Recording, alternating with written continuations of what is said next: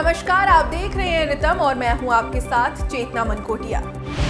देश भर में आज 1 मई को महाराष्ट्र और गुजरात का स्थापना दिवस मनाया जा रहा है। इस मौके पर प्रधानमंत्री नरेंद्र मोदी ने दोनों राज्यों के नागरिकों को बधाई दी। प्रधानमंत्री ने ट्वीट में लिखा, महाराष्ट्र दिवस की शुभकामनाएं। राज्य की एक महान संस्कृति है और यहाँ के लोग मेहनती हैं। उन्होंने विभिन्न क्षेत्रों में राष्ट्रीय प्रगति को समृद्ध किया है। पीएम ने लिखा कि मैं आने वाले सालों में महाराष्ट्र की निरंतर प्रगति के लिए प्रार्थना करता हूं।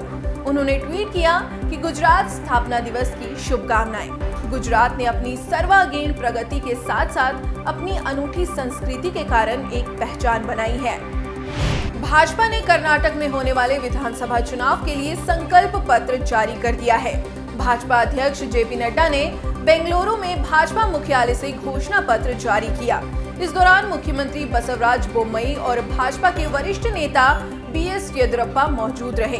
घोषणा पत्र में पार्टी ने यूनिफॉर्म सिविल कोड का वादा किया है। साथ ही बीपीएल परिवार को 3 रसोई गैस सिलेंडर मुफ्त देने का भी वादा किया है। बीजेपी ने गरीब लोगों को राज्य में 10 लाख घर देने की भी घोषणा की है। वहीं इस मौके पर जेपी नड्डा ने कहा कि हम पहले की तरह ही एक बार फिर किए हुए वादों को पूरा करने के लिए प्रतिबद्ध हैं।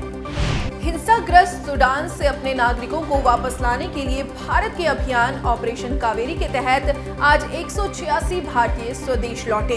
भारत ने हिंसा से प्रभावित सूडान से अपने नागरिकों को निकालने के लिए पिछले सप्ताह ऑपरेशन कावेरी शुरू किया था।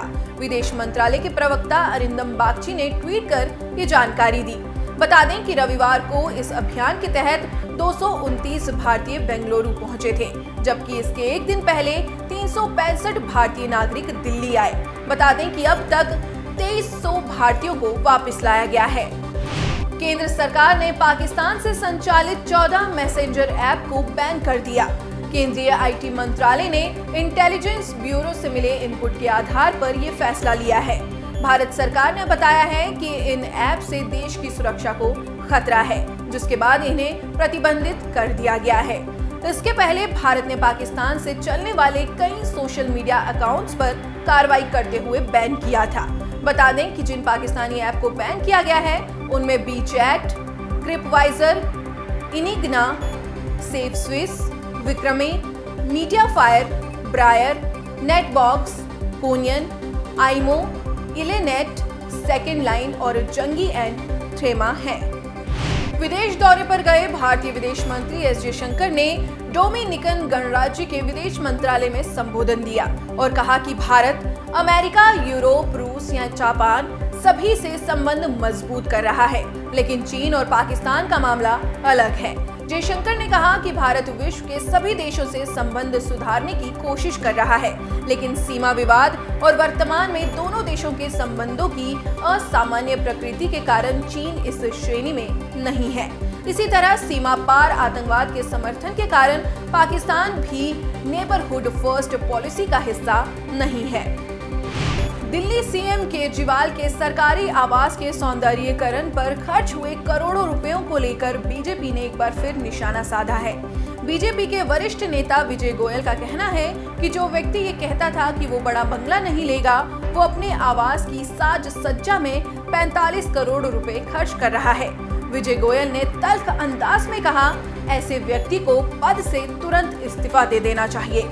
वहीं दिल्ली बीजेपी के वरिष्ठ नेता हर्षवर्धन का कहना है कि 45 करोड़ रुपए मुख्यमंत्री के आवास पर खर्च करना बहुत बड़ा मामला है। इसकी जांच होनी चाहिए और मामला भी दर्ज होना चाहिए। बता दें कि दिल्ली के उप राज्यपाल ने जांच के आदेश दिए हैं। बिहार में 1994 में IAS जी कृष्णया की हत्या के मामले में सुप्रीम कोर्ट सुनवाई को तैयार हो गया है। दरअसल आनंद मोहन सिंह एक युवा IAS अधिकारी और तत्कालीन जिला अधिकारी जी कृष्णया की हत्या के मामले में आजीवन कारावास की सजा काट रहा था, जिसे 27 अप्रैल को रिहा कर दिया था। पूर्व सांसद आनंद मोहन की रिहाई के खिलाफ IAS जी कृष्णया की पत्नी ने सुप्रीम कोर्ट में चुनौती दी थी, जिस पर अब सुप्रीम कोर्ट 8 मई को मामले की सुनवाई करेगा।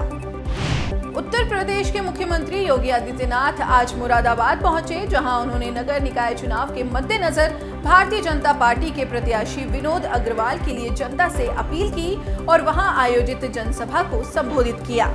सीएम योगी ने कहा कि पीतल नगरी रूप में विख्यात मुरादाबाद में विपरीत मौसम के बावजूद आप यहां एकत्रित हुए हैं। आज मुरादाबाद बदल चुका है। पहले पीतल नगरी बंद होने की कगार पर थी, आज पीतल नगरी देश में एक्सपोर्ट का हब बन चुका है। सीएम योगी ने कहा कि भारत पिछले 9 वर्षों में बदल चुका है। दुनिया में संकट की घड़ी में भारत संकट मोचक बन चुका है। देश में कोरोना वायरस के मामलों में अब कमी देखने को मिल रही है। पिछले 8 दिनों से देश में 10,000 से कम मामले सामने आए हैं। वहीं बीते 24 घंटे में 4,282 नए मरीज सामने आए हैं, तो देश में मौजूदा समय में एक्टिव मामलों की संख्या 47,246 है। स्वास्थ्य मंत्रालय के अनुसार बीते 24 घंटे में 6,037 मरीज रिकवर हुए हैं। कोरोना के नए मरीजों की संख्या की तुलना में रिकवरी मरीजों की संख्या ज्यादा है। आईपीएल सीजन 2023 का 43वां मैच रॉयल चैलेंजर्स बेंगलोर और लखनऊ सुपर जायंट्स के बीच शाम 7:30 बजे लखनऊ के इकाना क्रिकेट स्टेडियम में खेला जाएगा। दोनों टीम इस सीजन में दूसरी बार आमने सामने होंगी। इससे पहले लखनऊ ने बेंगलोर को 1 विकेट से मात दी थी। ऐसे में अब बेंगलोर हिसाब बराबर करने के इरादे से मैदान पर उतरेगी। वहीं लखनऊ भी टॉप रेस में बने रहने के लिए संघर्ष करती नजर आएगी। महाराष्ट्र के गढ़चिरौली जिले में बीते दिन शाम को सुरक्षा बलों और नक्सलियों के बीच मुठभेड़ हुई। इस दौरान कमांडर सहित 3 नक्सलियों को मार गिराया गया। गढ़चिरौली के पुलिस अधीक्षक नीलोत्पल ने बताया कि पुलिस को सूचना मिली थी कि नक्सलियों के पैरीमिली और अहेरी दलम के सदस्य माने राजाराम और पैरीमिली सशस्त्र चौकी के बीच एक वन क्षेत्र में डेरा डाले हुए हैं। इसके बाद तलाशी अभियान चलाया गया। तलाशी अभियान के दौरान नक्सलियों ने पुलिस टीम पर गोलीबारी कर दी।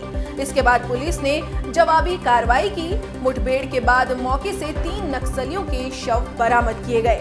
साथ ही भारी मात्रा में हथियार और अन्य सामग्री भी बरामद की गई है। मिस्र के बेरेनिस बंदरगाह के करीब खुदाई में भगवान बुद्ध की प्राचीन मूर्ति मिली है। ये मूर्ति रोमन शासन के दौरान भारत व मिस्र के व्यापारिक संबंधों पर प्रकाश डालती है। रोमन शासन 27 ईसा पूर्व से 476 ईस्वी तक रहा था। यहाँ से संस्कृत में लिखा एक शिलालेख भी मिला है। वहीं मंदिर के बारे में ग्रीक में लिखा शिलालेख भी मिला है। मूर्ति के पैरों के करीब कमल का फूल है। पुरातात्विक मिशन की पॉलिश टीम की प्रमुख डॉक्टर मारियस गोएजादा ने कहा, खोजी गई मूर्ति पत्थर से बनी है। इस पत्थर को इस्तांबुल के दक्षिण में एक क्षेत्र से निकाला गया था। देश में औद्योगिक गतिविधियों की रफ्तार तेजी से बढ़ रही है। देश के विनिर्माण सेक्टर ने वित्त वर्ष 2022-23 की अंतिम तिमाही में जोरदार प्रदर्शन किया है। भारत की फैक्ट्री गतिविधियां पिछले 4 महीनों में अप्रैल में सबसे तेज गति से दर्ज की गई हैं। पीएमआई यानी विनिर्माण खरीद प्रबंधक सूचकांक के सर्वे में ये बात सामने आई है। आंकड़ों के अनुसार पीएमआई अप्रैल में 57.2 पर रहा है, जो कि इससे पिछले महीने यानी मार्च 2023 में 56.4 पर था। भारतीय शेयर बाजार के सकारात्मक रुख के बीच फॉरेन पोर्टफोलियो निवेशकों की ओर से पैसों की बरसात हुई है। अप्रैल के महीने में एफपीआई द्वारा भारतीय बाजारों में 11,630 करोड़ रुपए का निवेश किया गया है। डिपॉजिटरीज की ओर से जारी किए गए आंकड़ों के अनुसार चालू वित्त वर्ष की शुरुआत से विदेशी निवेशकों ने 11,630 करोड़ रुपए का शुद्ध निवेश भारतीय बाजारों में किया है।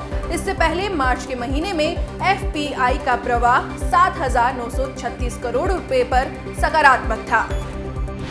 देश में बढ़ती महंगाई के बीच लोगों के लिए एक राहत भरी खबर आई है। दरअसल आज कमर्शियल एलपीजी सिलेंडर के दाम में भारी कटौती की गई है। तेल विपणन कंपनियों ने कमर्शियल एलपीजी गैस सिलेंडरों की कीमतों में 171.5 रुपए की कटौती की है। इस कटौती के बाद दिल्ली में आज से 19 किलो कमर्शियल एलपीजी सिलेंडर का खुदरा बिक्री मूल्य 1,856.5 रुपए हो गई है, जिससे अब आम आदमी को काफी राहत मिलने की उम्मीद है। एलन मस्क की कंपनी स्पेसएक्स ने आज दुनिया के सबसे शक्तिशाली सक्रिय रॉकेटों में शुमार फाल्कन हेवी को लॉन्च कर दिया है।